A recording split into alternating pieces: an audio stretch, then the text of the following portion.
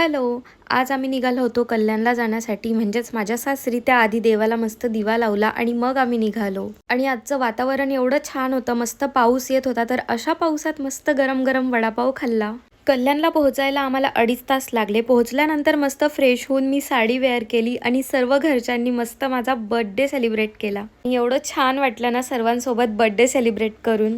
आणि आज मम्मींनी मस्त दाल पकवान बनवलं होतं. तुम्हाला दाल पकवान माहिती आहे का? मला कमेंट करून नक्की सांगा.